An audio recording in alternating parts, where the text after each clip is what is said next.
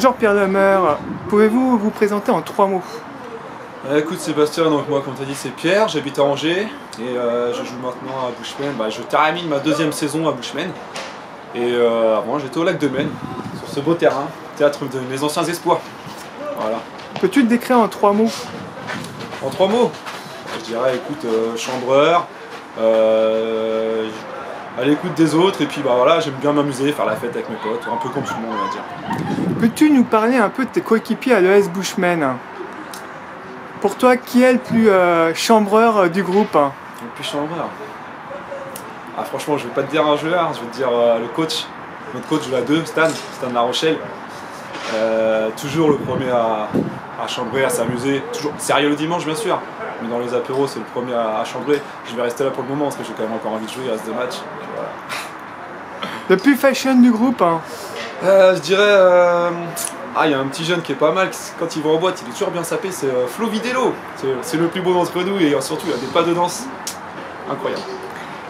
T'en as un qui est un peu plus clubbeur que les autres? Ouais, je dirais Julien Pellerin. Le mec toujours partant pour le studio, pour sortir, pour danser jusqu'au bout de la nuit, jusqu'au bout de l'Afrique, on va dire. Et voilà, franchement, plus clubbeur, c'est celui-là. Toujours le premier à sortir. Et le meilleur joueur de l'équipe? La base, quoi, Nico Alexandre, le doyen, le patron, lui, c'est vraiment le meilleur. Il a fait des gros matchs cette année en 3 en plus, des triplés à la clé, franchement, vraiment le meilleur celui-là. Et le plus superstitieux du groupe? Je vais me mettre dedans parce que c'est vrai que depuis que j'ai marqué un but avec mon caleçon lapin, maintenant c'est quoi à dire, mais maintenant je joue toujours avec le même caleçon, donc voilà, même quand il est sale, hein, je le retourne et puis c'est bon. Là voilà, on va dire moi, toujours le même caleçon. Et le plus faible de l'équipe, pour toi? Le plus faible, je pense que c'est Neil Arbi-Mansour, c'est le numéro 9 de la première. Pas terrible, marque 13 buts en dessert. Voilà, franchement lui, pas terrible. Puis un petit mot sur ton coach quand même. Ouais, j'en ai un peu parlé tout à l'heure, donc je vais parler de Stan, donc coach de la 2. Ouais, franchement très bon coach, voilà, content de l'avoir connu il y a déjà 2 ans. Et j'espère que l'année prochaine il sera bien choisir pour le capitaine, quoi. Si vous voyez ce que je veux dire. Puis tu as bien un petit mot global sur l'ensemble des équipes seniors là, de ton groupe?